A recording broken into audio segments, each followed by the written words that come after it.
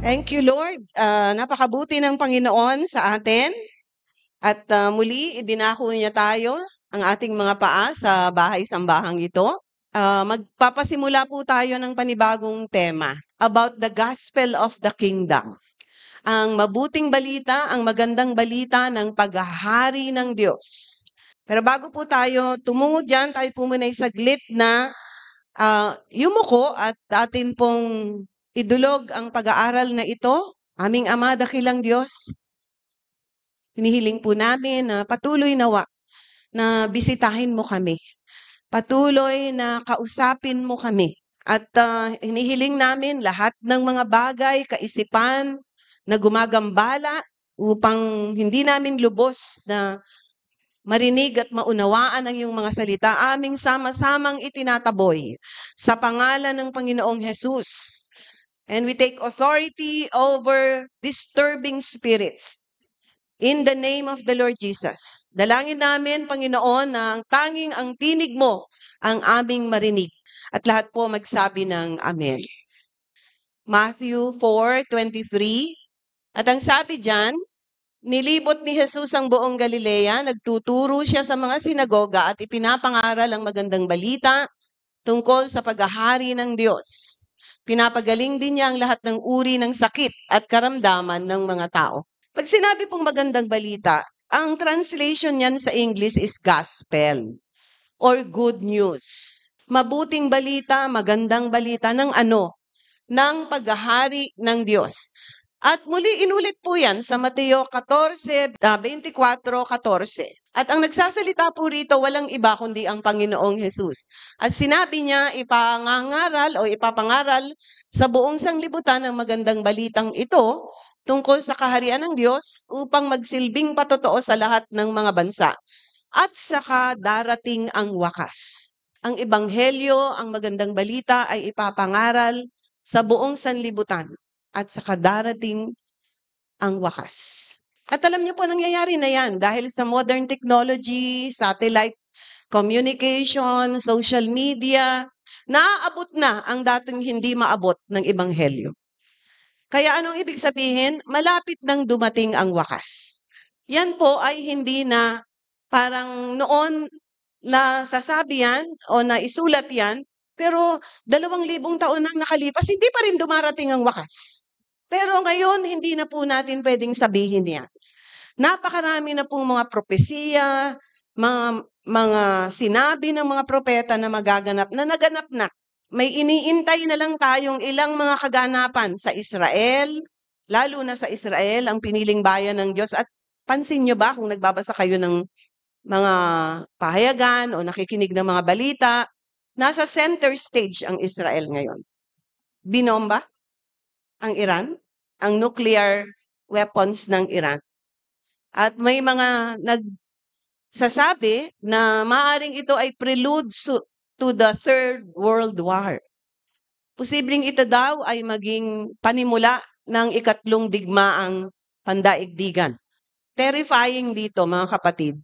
Hindi na po ito labanan ng kanyon, barilan, na kagaya na papanood natin. Ito isang pindot na lang. Just with the click of a finger, a country can be wiped out. Ganun na po ang nakaumang na panganib sa buong daigdig ngayon. May kinuwento si Pastor Rene na nung pauwi sila o pababa sila ng Vietnam, pa-landing na sila, biglang gumanon ang eroplano dahil zero visibility. For 30 to 35 minutes na sa ere uli sila. Hindi nila alam kung ano ba to. Makaka-landing ba? Makaka-touchdown ba? O kung anong mangyayari. Thank God, after 30 to 35 minutes, they safely landed to the airport, to the Ho Chi Minh Airport. Pero, pag gumagano ng eroplano, alam niyo yung unang sinasabi ng mga tao? Praise the Lord ba? Oh, Diyos ko! Pagka nasa panganib, pag nasa krisis, Diyos ko! Mga kapatid, wag na po nating antayin dumating ang krisis. Malagay ang buhay natin sa panganib bago natin maalala ang Diyos. Sa lahat ng sitwasyon, sa lahat ng panahon, Dapat nasa alaala natin, nasa puso natin ang Panginoon. Kasi pag nasa puso mo ang Diyos, may takot ka sa Diyos. We always hear yung gospel of salvation. Mabuting balita ng kaligtasan. Pero upon searching the scriptures, hindi yun ang lumalabas sa bibig ng Diyos, ni Jesus. But behold, the kingdom of God is at hand, sabi niya. Malapit nang dumating ang paghahari ng Diyos. At sabi niya sa Matthew 24:14, this gospel of the kingdom will be preached to all the world, and then the end shall come. As a witness to all nations, and then the end shall come. Anong gospel? Gospel of the kingdom ang itinuturo ng Panginoon. Ang gospel of salvation, nakapaloob lang yan sa loob ng gospel of the kingdom. It is one of the benefits that accrue to those who would believe. Pero ang namumutawi sa bibig ni Jesus, anong klaseng ebanghelyo? Anong klaseng mabuting balita na dapat nating i-welcome, tanggapin? Siyempre naman, sino naman ang tatanggi sa mabuting balita? Sino naman ang aayaw sa mabuting balita? Minsan pumasok ako sa office, sinalubong ako ng isang employee. Sabi niya, may problema po. Teka, sabi ko, ayoko munang makarinig ng problema. Pwede bang papasukin mo muna ako? Because we basically reject bad news. Ayaw natin ng bad news. Hanggat pwede, we avoid it. We don't welcome it. We don't enjoy receiving bad news. We only want good news. Pero pag sinabing good news, dapat may bad news. Kaya siya good dahil may bad. Ano yung good news? Pag binalikan natin yung lagi nating naririnig, very familiar gospel of salvation. Sinasabi ng Biblia na kung hindi mo pagsisisihan ng iyong mga kasalanan, hindi ka tatalikod sa iyong mga kasalanan at isusuko mo ang iyong buhay sa Panginoon, may kabayaran niya. Ang sabi, the penalty for sin is death. So lahat tayo bilang mga makasalanan ay nagmamarcha patungong impyerno. Yan ang bad news. Pero dahil nahabag ang Diyos, inuulit ko ito sapagkat nire-refresh ko lang kayo at ako, dahil merong bad news, ang good news is hindi pinahintulutan ng Panginoong Diyos na maganap yan sa atin. Isinugo niya ang kanyang anak na si Jesus upang si Jesus na walang kasalanan, si Jesus na walang ginawa kundi puro kabutihan, siya ang umako ng kabayaran sa ating mga kasalanan. Isn't that good news? Na yung kamatayang nakikita natin sa krus, na pinagdaanan ng Panginoong Jesus, dapat tayong nakapako dyan. Dapat tayo ang tumatanggap ng kabayaran sa ating mga kasalanan. Hence, that is good news. The cross of Jesus Christ is good news.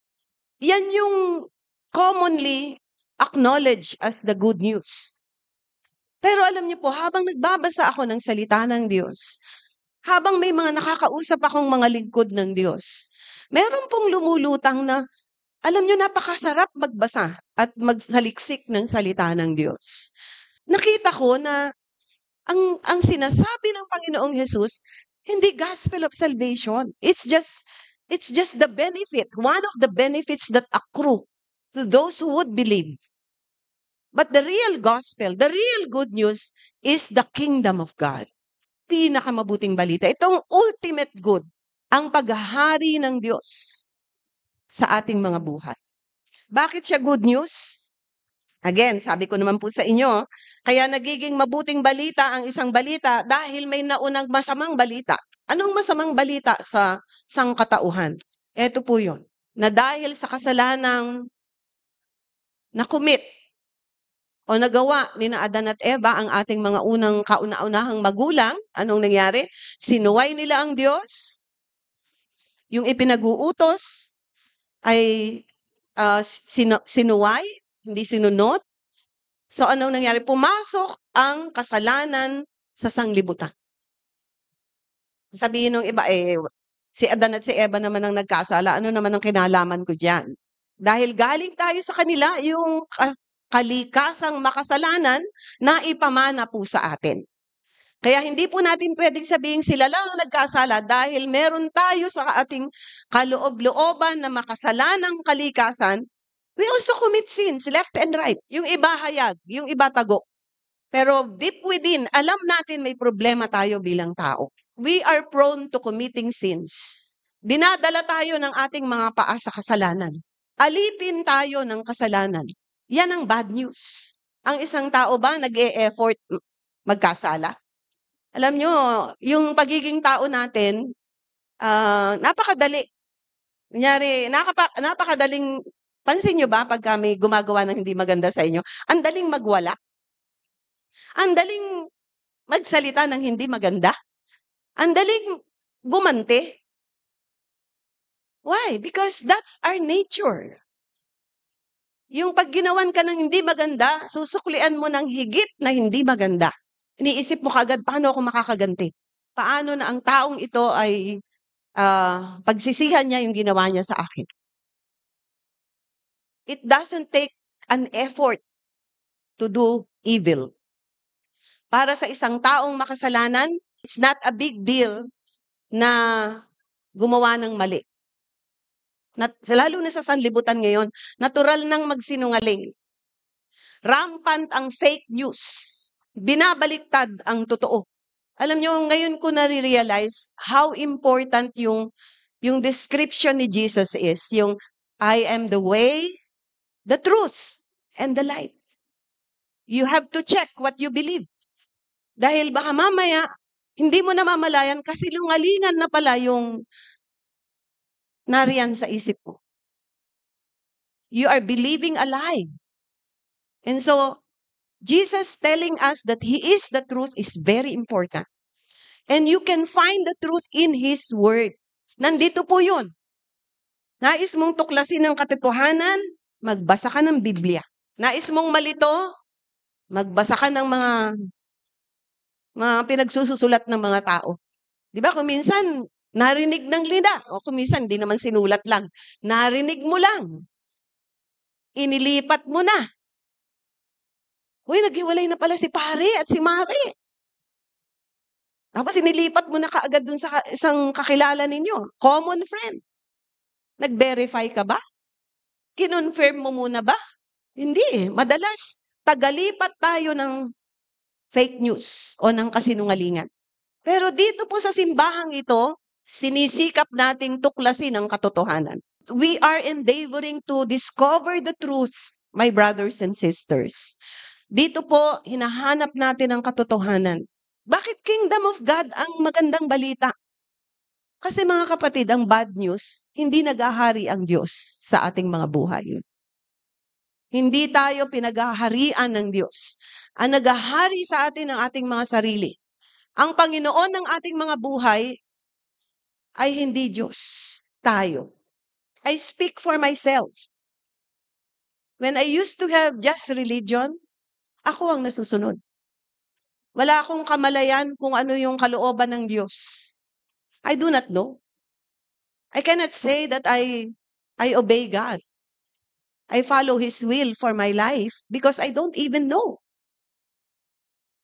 Nasasabi ko lang po ngayon na lumalakad ako sa kalooban ng Diyos dahil tinutuklas ko, inaalam ko ang nais niya sa aking buhay. So ito yung bad news. The bad news is hindi siya hari ng buhay natin.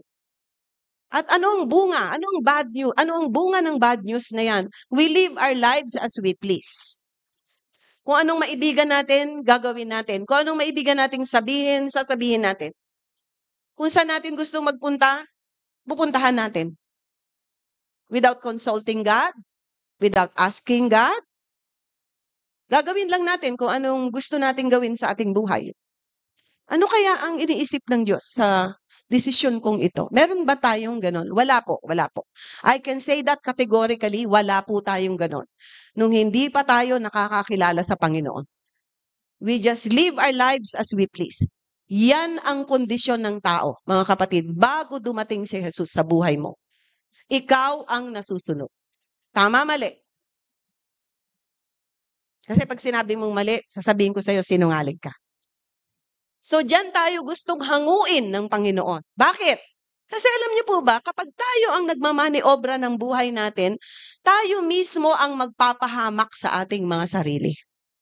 Dadalhin tayo ng mga paa natin sa kapahamakan. Where there is distraction, where there is regret, may pagsisisi, may pagkawasak ng buhay. Kaya sabi ng Panginoon, preach the gospel of the kingdom of God. Hindi lang salvation. Hindi lang salvation. All-encompassing. Making Jesus, making God King and ruler and Lord over our lives. Yan po ang gospel, mga kapatid. Yung pagharian ka ng Diyos, na tanging siya lamang ang pwede at may kakayanang mag-ayos ng buhay mo. At pinaka nakakalungkot, nasa Panginoon ka na, hindi pa rin ayos ang buhay mo.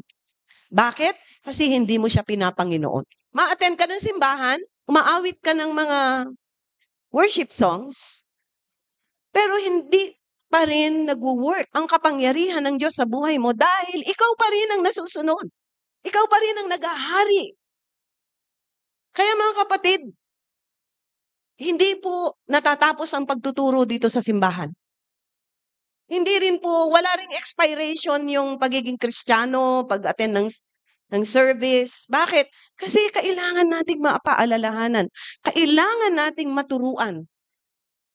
Matthew 28:19 and 20. Go ye therefore, humayo kayo, teach all nations, ipangaral, ituro sa lahat ng bansa, baptizing them in the name of the Father and of the Son. Verse 20, teaching them to observe all things whatsoever I have commanded you. Ituro ninyo sa kanila. Anong sabi? Anong ituturo? All things whatsoever I have commanded you. Lahat ng bagay, ituro ninyo. Anong tawag dito? Yung selective teaching. Yung paborito ko lang na teaching, ituturo ko. Yung teaching na tatamaan ako, hindi ko tuturo yan. Tatamaan ako dyan. That's selective. Ang isang taong may pagsunod sa Diyos, tamaan siya, hindi siya tamaan, pakikinggan niya yan. Susundin niya yan. Naalala niyo si Abraham? Kaya nga siya tinawag na ama ng pananampalataya. Anong dinemand ng Panginoon sa kanya?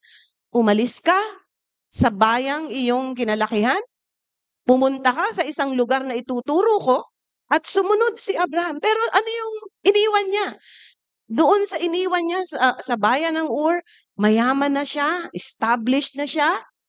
Doon sa patutunguhan niya na hindi pa nire-reveal ng Lord, napakaraming uncertainties. Anong magiging buhay ko doon?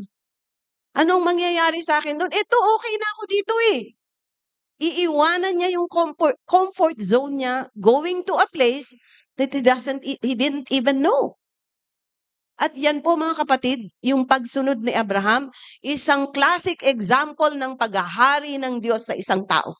Hindi niya inalintana yung kanyang iniwan, mas mahalaga sa kanya yung paghahari ng Diyos, kalooban ng Diyos. At alam niyo, nakakatuwa dito, pagka nangungusap ang Diyos sa atin, you are safe. Nasaan ang safe and security ni Abraham? Dun sa pangungusap ng Diyos sa kanya. Hindi niya kailangang makitang yumaman siya doon kasi mayaman na siya doon sa iniwan niya. Ang security and safety is when God speaks to you. Kapag nagsalita ang Diyos, sagot ka niya. Kapag may sinasabi ang Diyos sa iyo, ang ibig sabihin nun, saan ka man niya dalhin, hindi ka niya pababayaan, hindi ka niya bibitawan, hindi ka niya iiwanan. Pero pag wala kang pangungusap ng Diyos at gumagalaw ka nang hindi ka nakarinig sa Diyos, delikado ka, kapatid. Delikado ka. Baka itinatapak mo ang paa mo sa isang patibong. Tapos pagka nadisgrasya ka, sisisihin mo ang Diyos. Are we being fair to God? Gagawin mo yung gusto mo, pag hindi nag-work, convenient na sisihin ng Diyos. In the very first place, did you consult Him?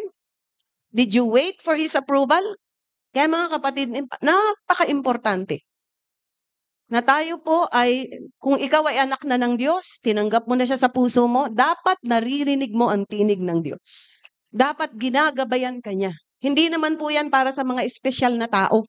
Para yan sa lahat ng tumanggap sa Kanya bilang Panginoon at tagapagligtas. Hindi ka pastor? It's okay. Hindi ka evangelist, hindi ka missionary, it's okay. Basta anak ka ng Diyos. Basta tinanggap mo siya sa puso mo. Kinakausap ka ng Diyos. Ang tanong, nakikinig ka ba? Kaya ito po yung sinasabi natin na ito ang dahilan kung bakit ang pinangangaral ng Panginoong Hesus, hindi lang gospel of salvation. That's just an icing on the cake. Ang pinaka-cake, yung pinaka na nais ng Panginoong ibigay sa atin, the very good news is the kingdom of God. God taking rulership and reign over your life. Ang Diyos, pinaghaharian ng buhay mo. Ang Diyos, siyang nagmamaneho sa buhay mo. Dahil bakit? Iiiwas ka niya sa bangin, iiiwas ka niya sa panganib, iiiwas ka niya sa mga maling desisyon, iiiwas ka niya sa kapahamakan na pwede mong gawin sa iyong sarili mismo. Maliwanag po ba yun, mga kapatid? It's very important. I want to impress this truth to you. The gospel is more than the gospel of salvation. It is the gospel of the kingdom of God. And may sinabi po, may nagtanong, saan ba yung kaharian ng Diyos? Lucas 17:20-21. And when he was demanded, verse 20, by the Pharisees, when the kingdom of God should come, he answered them and said, the kingdom of God comes not with observation. Neither shall they say, lo here or lo there. For behold, the kingdom of God is within you. Kapag may nagsabi sa inyo na ang kaharian ng Diyos nandito, huwag niyong paniwalaan. Sapagkat, ang sabi ng Panginoon, the kingdom of God is within you. Nasa atin, nasa kaloob-looban natin. Kung pinaghaharian ka ng Diyos, ang buhay mo ay kaharian niya. At siya ang hari ng iyong buhay. It doesn't come with observation. It's not there, it's not here, it's within you. At ang kaharian ng Diyos, mga kapatid, ay here and now and not yet. Ano ibig sabihin ng here and now and not yet? Nandito na dahil nasa loob na ng puso mo, nasa kaloob-looban mo na. And not yet dahil in the future, in the coming age, we will enter the kingdom of God physically. Ang kondisyon, pagharian ka muna ng Diyos dito. Masanay ka munang pinaghaharian ka ng Diyos dito sa lupa. Dahil pag papasok ka na doon at hindi ka pinaghaharian ng Diyos, hindi ka sanay, baka lumabas ka. Hindi ka sanay. Dito pa lang nagpa-practice na tayo. Itinuturing natin ng Diyos hindi lang tagapagligtas, kundi hari ng ating mga buhay. Kung ang tingin mo kay Jesus, tagapagligtas lang, tagasalba sa iyong mga problema, huwag. Take Him in one complete package. Your Savior, your friend, your ally, your defense, and over all things, your King, your Lord, your Master. Kasi anong sabi ng Panginoong Hesus sa Matthew 7:20, 21? So, hindi lahat ng tumatawag, si Jesus mismo ang nagsasalita, hindi lahat ng tumatawag sa akin ng Panginoon, Panginoon, ay makapapasok sa kaharian ng langit. Sino daw? Ang gumagawa ng kalooban ng Diyos. Napakaliwanag, mga kapatid. Napakaraming taong tumatawag kay Jesus bilang Panginoon, Panginoon. Pero anong sabi ng Panginoong Jesus? Napakaliwanag. Sino daw ang makapapasok? Sila na tumutupad sa kalooban ng Diyos. Sila na inaari, itinuturing ang Diyos na hari ng kanilang mga buhay. Kaya idadagdag natin itong relasyon natin sa Panginoon. Hindi lang natin siya kaibigan, hindi lang natin siya ama, magulang o asawa, higit sa lahat, hari ng ating mga buhay.